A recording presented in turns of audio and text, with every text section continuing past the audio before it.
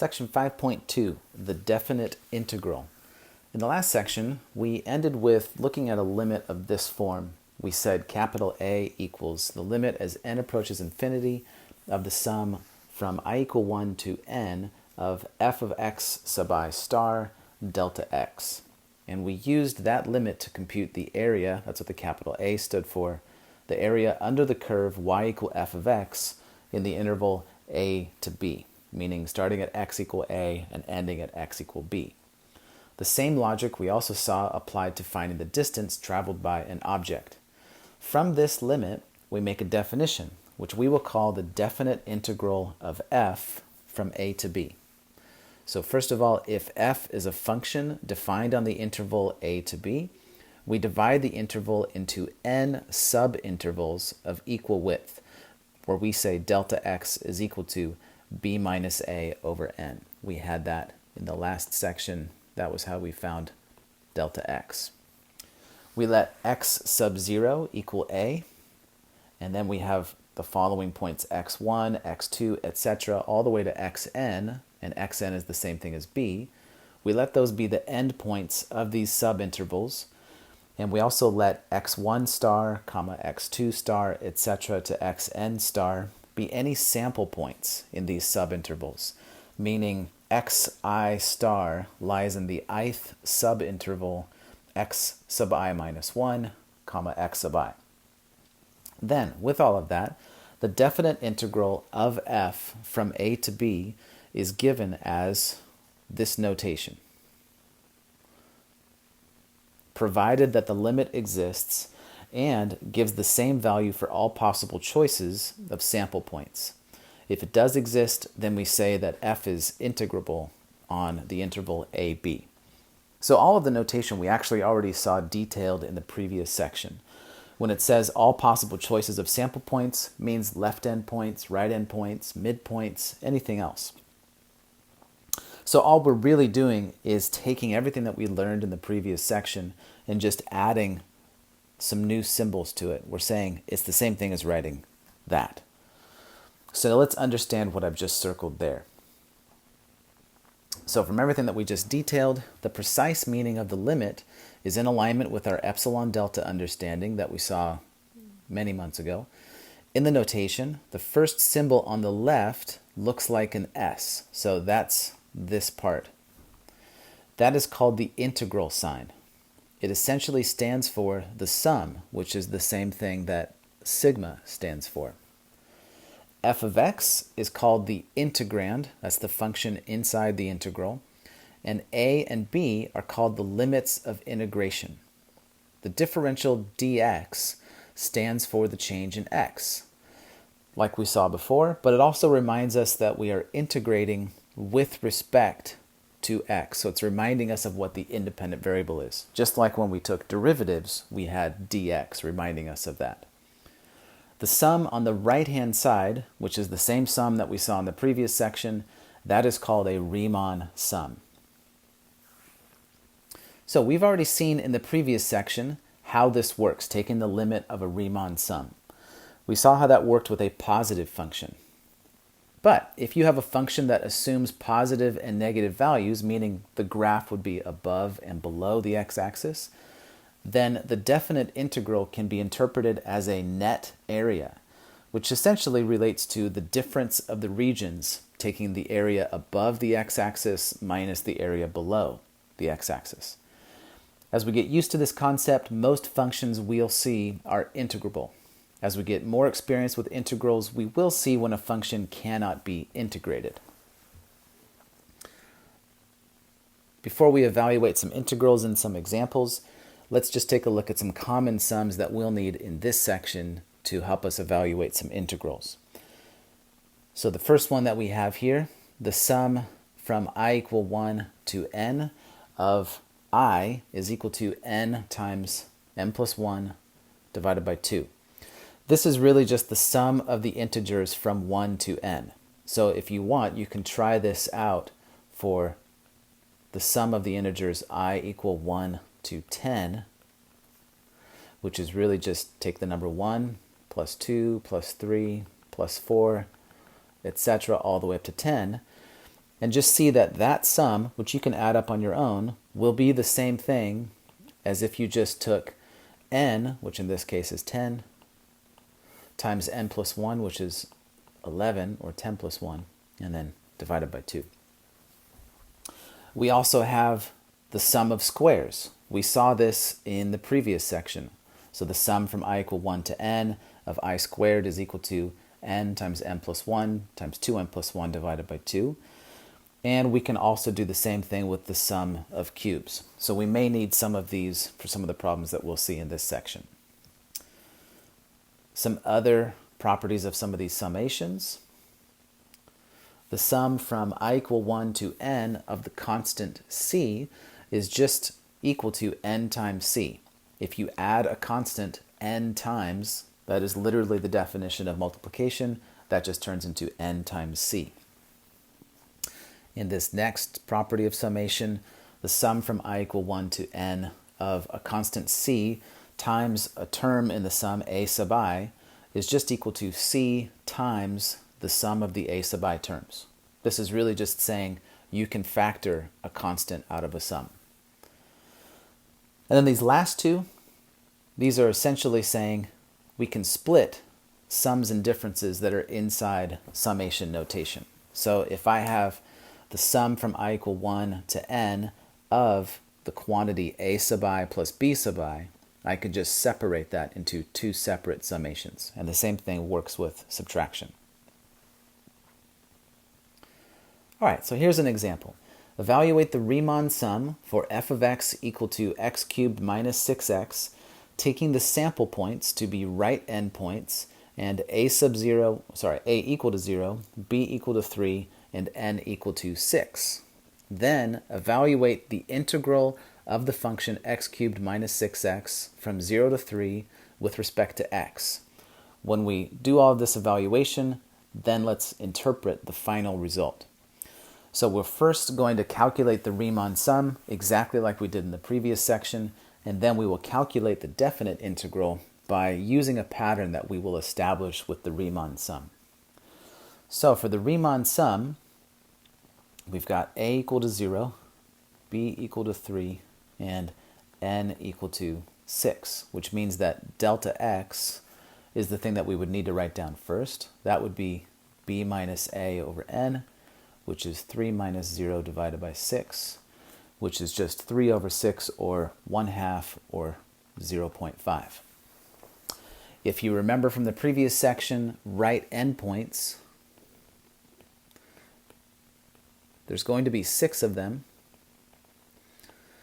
This would be x1, x2, x3, and then x4, x5, and then x6 would be the last one. And you can remember that from the definition that we saw earlier,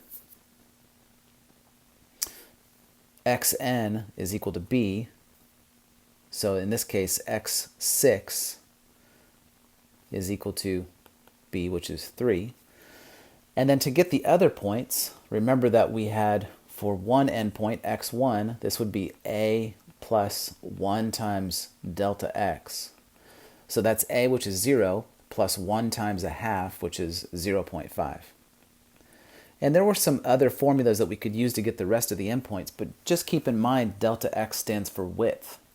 And you're always adding the same width. So x2 is just 0.5, and now add another 0.5. So 1/2 plus 1/2 is 1. x3 would be start at 1 and add 1/2. That would be 1.5. x4 would be start at 1.5 and add 1/2. That would be 2. And then x5 would be 2, add 1/2, and that would be 2.5. So all you're doing is just taking the interval from 0 to 3 and just splitting it into 6 sections. That gives you these endpoints of 0.5, 1, 1.5, 2, 2.5, and then 3.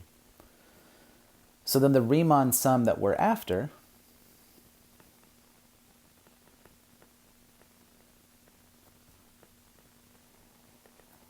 just again using the notation that we see earlier in the definition, I'm going to have the limit as n goes to infinity. That's not part of the sum. So I'm just looking at the sum from I equal to 1 to n, but n is now 6. And then we have some particulars for those points. So we're looking at the sum from I equal to 1 to 6 of my function evaluated at the points, in this case right endpoints. So that would be f of x sub I, where I is going again from 1 to 6, as you can see, and then times delta x. So this is really just the sum from I equal 1 to 6 of my function, which we said was x cubed, but now that's x sub I cubed minus 6x sub I. And then delta x, we already said that delta x was 0.5. So this becomes 0.5.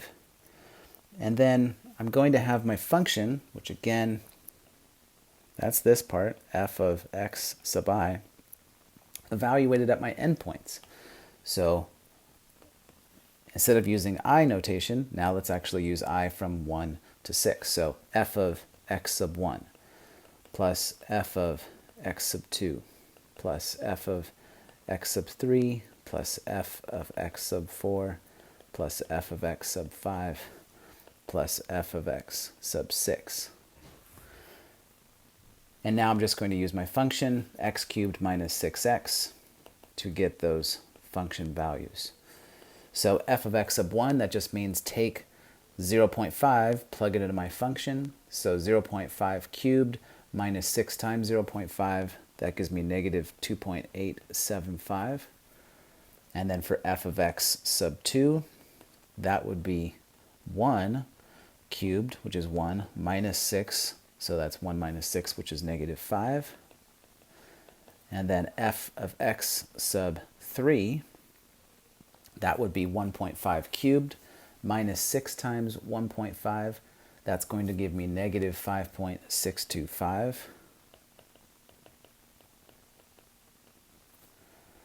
And then f of x sub 4, that's just going to be taking 2. 2 cubed is 8 minus 6 times 2, so 8 minus 12 is negative 4. And then f of x sub 5, taking 2.5, plugging into my function, 2.5 cubed minus 6 times 2.5, that gives me 0.625. And then finally f of x sub 6, that's going to be 3 cubed, 27 minus 6 times 3, so 27 minus 18, and that's 9. So then adding up everything that I have in the brackets, that gives me negative 7.875. And then multiplying by a half, that gives me negative 3.9375. So this becomes our approximate area, and it's going to be a net area, and we can see that it's negative. So now we just need to ask ourselves, why is it negative? And the reason why it's negative is from what we talked about earlier. We've got some part of this function that's below the x-axis, and even if there's something above the x-axis, more of it is below the x-axis, giving us a negative net area. So we'll just make a little note here that a negative result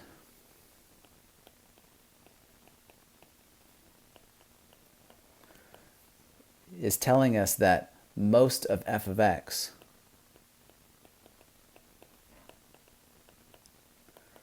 is below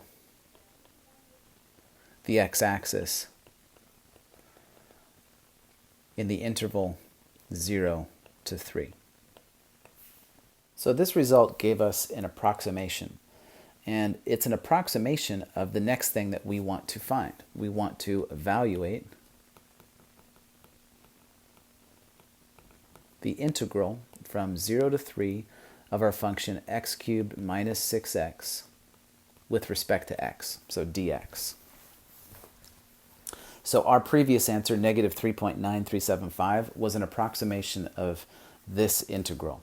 And so now we're going to find an exact answer by using the definition of the definite integral.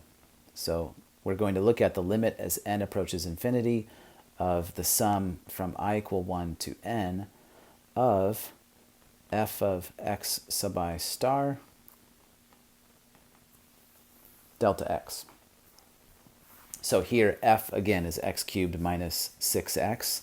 So this is really the limit as n approaches infinity of sigma I equal 1 to n of x sub I star cubed minus 6 times x sub I star delta x.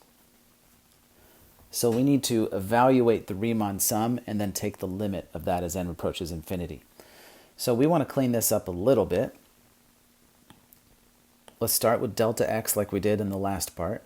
Remember, delta x is b minus a over n. Now we don't have a number for n, but we still have that b is 3 and a is 0. So delta x is the same thing as 3 over n.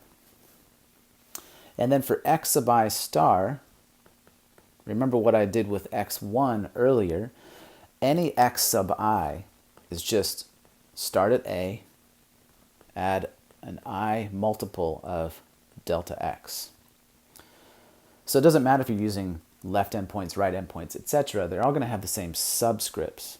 So this just turns into 0 plus I times, we know what delta x is, 3 over n. So this becomes I times the fraction 3 over n. So now I can put these into where we left off. 3 over n is the same thing as delta x, and then I times 3 over n is the same thing as x sub I star. So the integral that we're after, the integral of x cubed minus 6x dx, is now the same thing as the limit as n approaches infinity of the sum from I equal 1 to n of, and now I'm going to have I times 3 over n quantity cubed minus 6 times I times 3 over n. And then all outside all of these parentheses, I have delta x, which is 3 over n. The limit is the last thing that we're going to do, so it's going to stick around for a while. And then I have a sum. Now let's start combining some things together. So first of all, I times 3 over n cubed, that just becomes 27, that's 3 cubed, times I cubed divided by n cubed. So I'm going to write 27 I cubed over n cubed. And then minus 6 times I times 3 over n, that just becomes minus 18I over n. And then I have to have all of this multiplied by 3 over n. Now I'll distribute the 3 over n. So I'll have the limit as n approaches infinity of the sum from I equal 1 to n of 27 I cubed over n cubed times 3 over n is 81 I cubed over n to the 4th. And then 18I over n times 3 over n will be 54I over n squared. Now I can use one of the properties that we had before. I've got a difference inside of a summation. I'm going to split that up. So this becomes the limit as n approaches infinity. And I'm going to use these square brackets because now inside the square brackets I'll have two summations. The summation from I equal 1 to n of 81 I to the 3rd divided by n to the 4th minus the summation from I equal 1 to n 54I over n squared. And now with both of those sums, I'm going to use another property which said that if I had a constant inside of my sum, I can factor that out. So in both of these sums, I can see constants like 81 and 54. Those can go out. They can be factored outside of the summation. But there's another thing that's actually constant in these summations. Anything that isn't an I is a constant. The only things that change in these summations are I. They start at 1 and go all the way up to n. But things like n, those stay constant. Same thing with n squared and n to the fourth. So I'm actually going to rewrite all of this. Limit as n approaches infinity, square bracket. The first summation, I'll have an 81 over n to the fourth times the sum from I equal 1 to n of I cubed. You should recognize that from being stated earlier. Minus 54 over n squared times the summation from I equal 1 to n of I. Another thing that we had stated earlier. So I'm going to replace the sum of cubes with n times n plus 1 over 2 quantity squared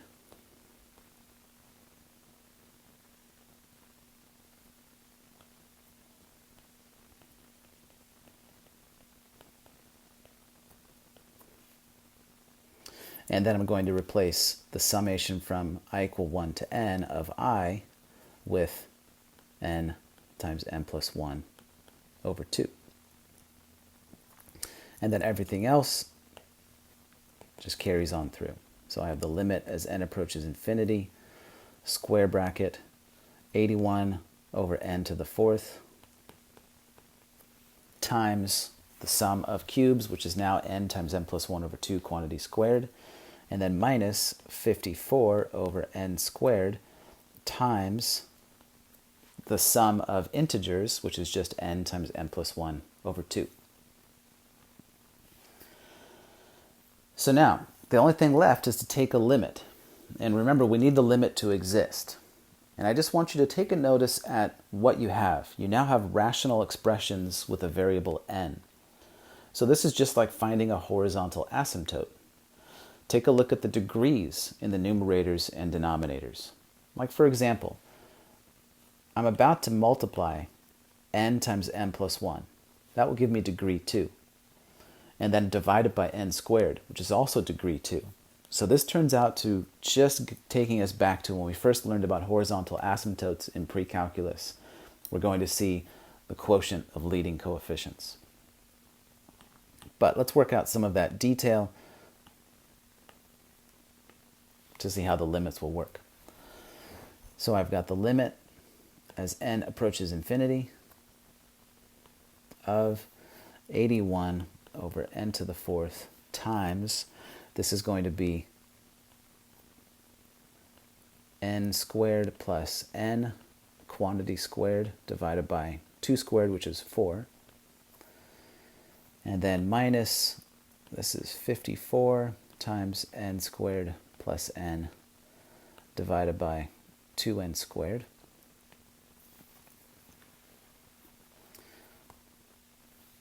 Which is equal to the limit as n approaches infinity of 81 times, this is n to the fourth plus 2n cubed plus n squared divided by 4n to the fourth minus, and I can simplify the 2 and the 54,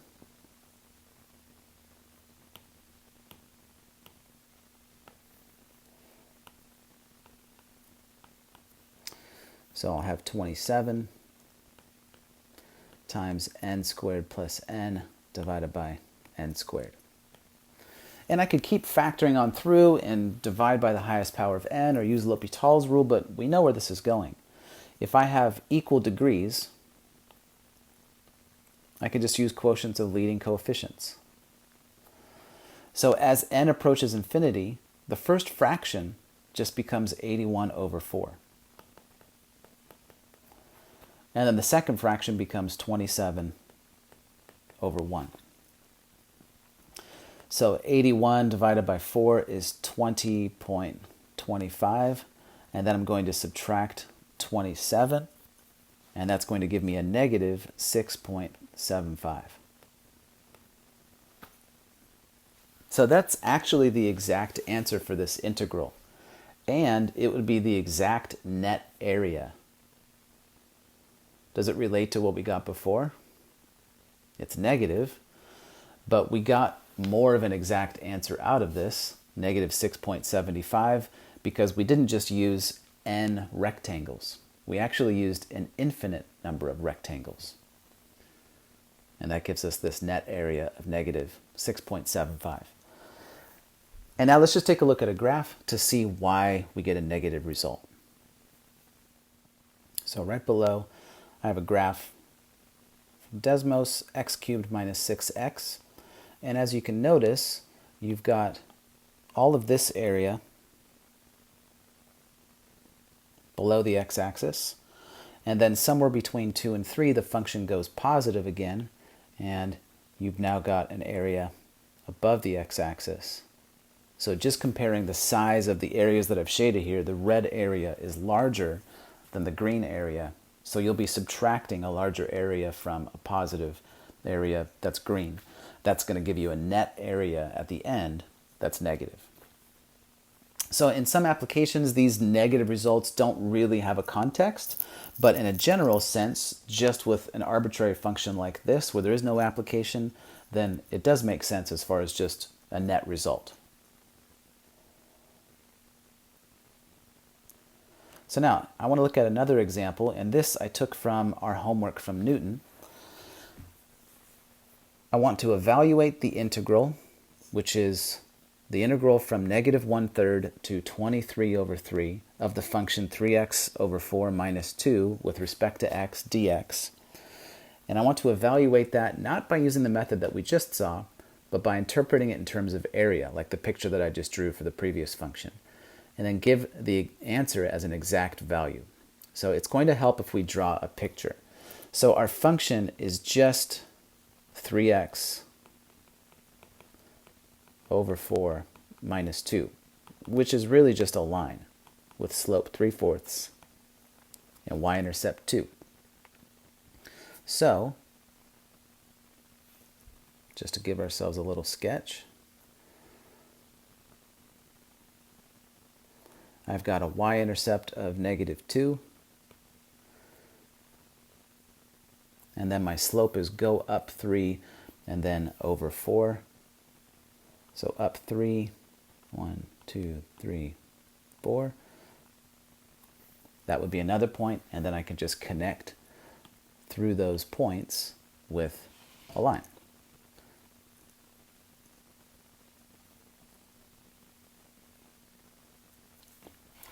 So that's my function, f of x. And as you can see, I've got some of it is above the x-axis and some is below. If I now focus on my limits of integration, the left-hand limit, the first number would be negative 1/3. So just thinking of the units that I drew over here, if this is negative 1, then negative 1/3 would be like that. So there's x equal negative 1/3. And you can see that I've got some area that's below the x-axis. And then 23 over 3, that's 7 2/3. So again, going back to the markers I have here, I have 1, 2, 3, 4, 5, 6, 7, 8. So then 2/3, 7 2/3, like this. And you can see that I've got some area that is above the x-axis.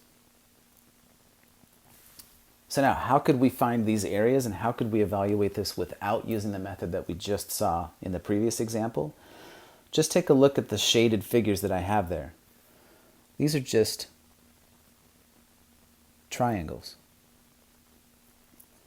So I can find areas of triangles. That's easy.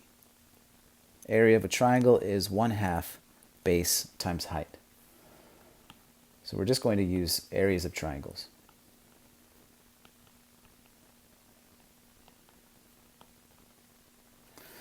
So for the red triangle, we need to know the height and we need to know the base.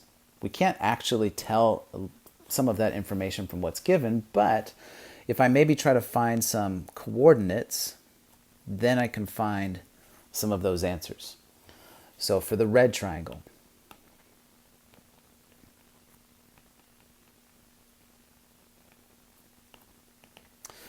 I know this endpoint here. That's x equal negative 1/3. And then the y value would be 0. For the other coordinate, I also know that x is negative 1/3, but I have to plug it into my function to get the y value. So f of negative 1/3 is 3 times negative 1/3 divided by 4 minus 2. 3 times negative 1/3 is negative 1. Negative 1 divided by 4 is negative 0.25. When I subtract 2, I get negative 2.25. So what this tells me is that the height of the triangle is just how far is it from 0 to negative 2.25. Well, that's negative 2.25. That's the height of that triangle. And we're going to use the negative because we do want to keep in mind that's going to be a negative area because it's below the x-axis. So my height, that's negative 2.25. To figure out the base, I need to figure out what is that coordinate. Now you can kind of tell from my picture what it is, but really it's just the x-intercept of my function. So let's find that so we can be very exact. So the x-intercept of my function, that's where my function is equal to 0, which means 3x over 4 minus 2 equals 0. So if I add 2 to both sides, I get 3x over 4 equals 2, and then multiply by the reciprocal 4 over 3. This gives me x is equal to 8/3. So the x-intercept is 8/3, comma 0. So then the base of the red triangle, that's the distance from the x value negative 1/3 to the x value 8/3.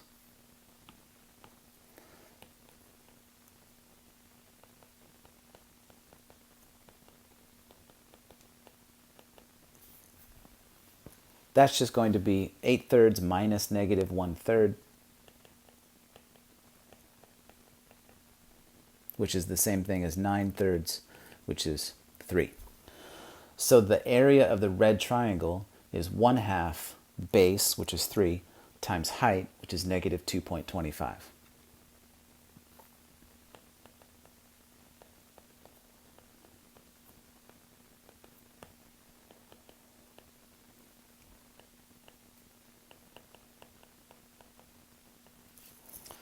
So I'm just going to take 0.5 times 3 times negative 2.25, and I get negative 3.375.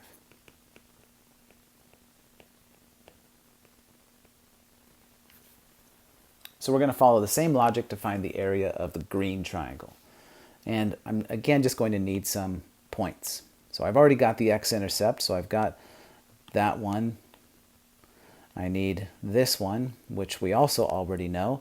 Remember, that was where x was equal to 23 over 3, and the y value is 0. So then the only point left is this point, again, that's on the function f of x, and it has an x value of 23 over 3. So I need to figure out what is the function evaluated at 23 over 3. So I'm going to go down here, and I'm looking at now my green triangle.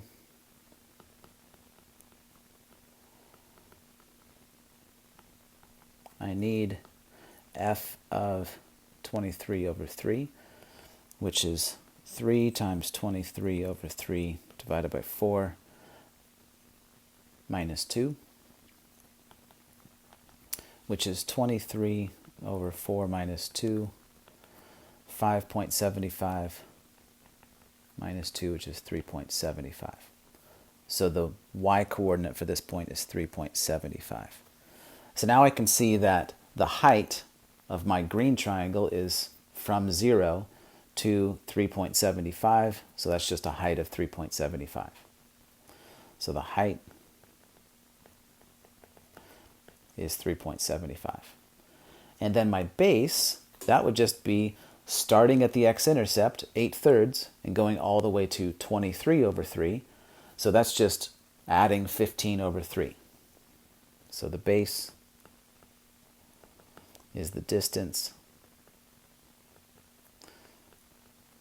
from 8/3 to 23 over 3, which again, you could take the end point 23 over 3, where that distance ends, minus where it began, 8/3, and that gives you 15 over 3, which is just 5. So the area of the green triangle is again 1/2 times base, which is 5, times height, which is 3.75. This is all positive because it's above the x-axis. That's why I used the positive height. So 0.5 times 5 times 3.75, and we get 9.375. So now my net area, that's actually the thing we were after. That's the integral from negative 1/3 to 23 over 3 of the function 3x over 4 minus 2 dx. That's just 9.375 minus 3.375. Like we said before, top area minus bottom area. And this just equals 6. So we're going to learn a method in the next section that will give us this integral without doing the triangles. It'll also give us a method to not do what we did in the previous example. But now we've seen 2 examples of how to still get these areas just through some pretty complicated methods. This should remind you of when you had to find derivatives back in chapter 2, and we had to use some pretty complicated limits to do that. But then we learned some shortcuts. That's exactly what you're doing here. You're learning some complicated methods, one of them involving limits, but we're going to get an easier way to do this very soon. So now for some definite integral properties. So first, instead of looking at the interval a to b, where a is less than b, like we did in the previous 2 examples, what if we reversed the order? Then delta x changes from b minus a over n to a minus b over n, which, if we still have a is less than b, that would obviously be a negative of what we had before.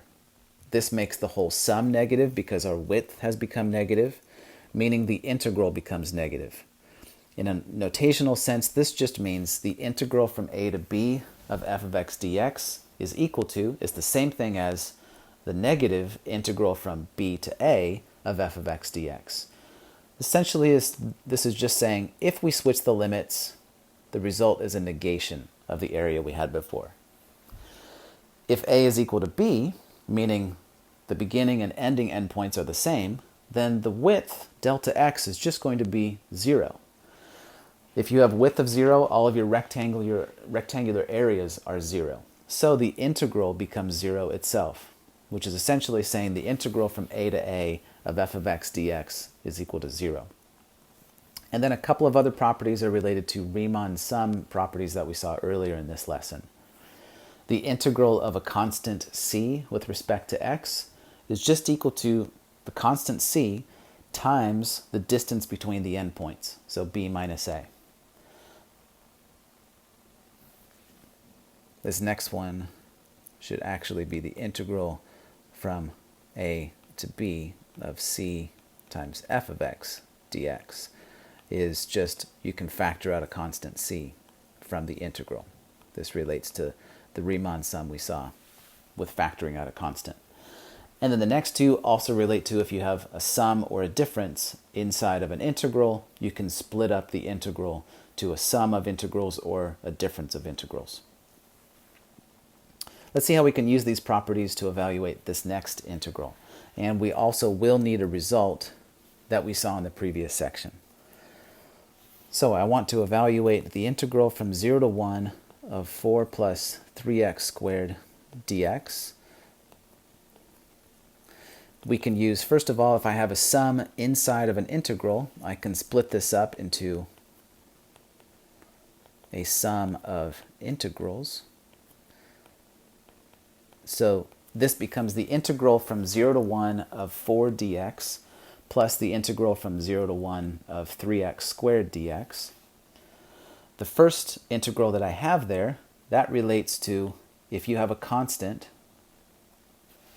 then all you have is that constant times the difference in endpoints. So this equals 4, the constant, times the difference 1 minus 0.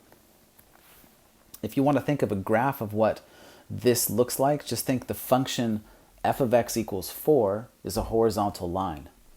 All you are considering is from 0 to 1, the horizontal line that's at y equal 4. So this is just a rectangle with a base of 1 and a height of 4. So that's why you're going to get an area of 4 from that. For the next one, I've got a constant inside of an integral, so I can factor that constant out, like I saw here. This becomes 3 times the integral from 0 to 1 of x squared dx. And that integral we actually saw in section 5.1. If we go back to section 5.1 and we take a look at that integral that we saw there, remember that we got that result was just 1/3. So this equals 1/3.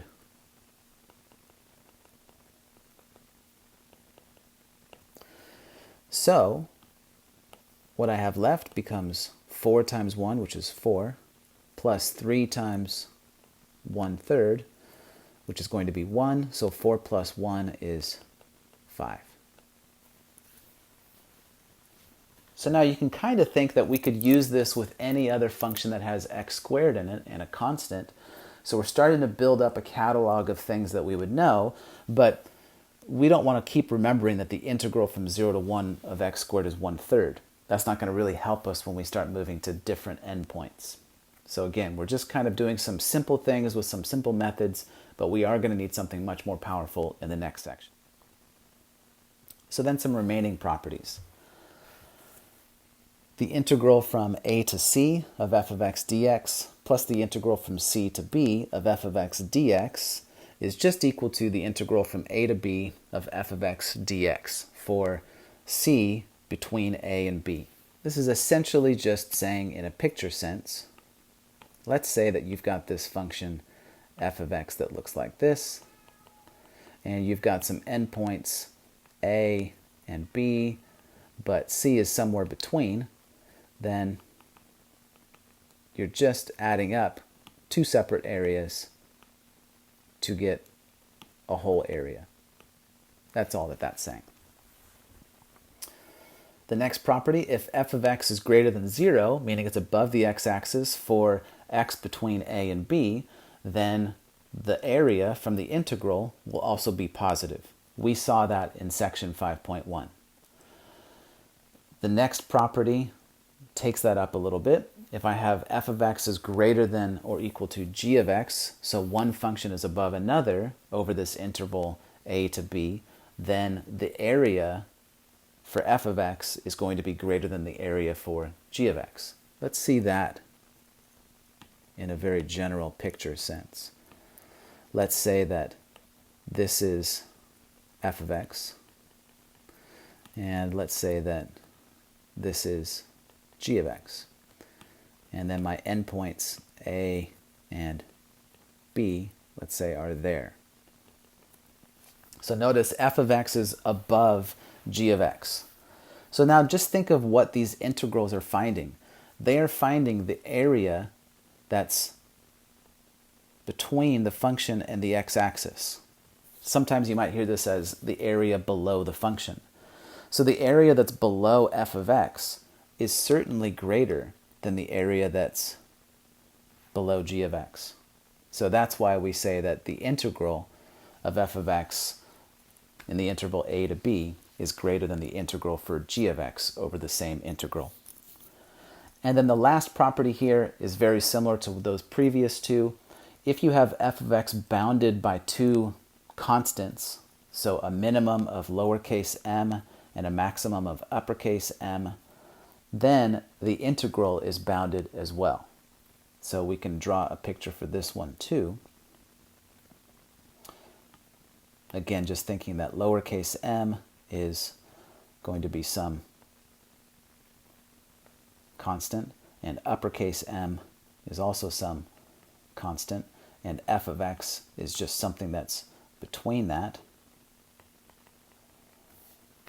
Then of course, the area that's below f of x in the interval from a to b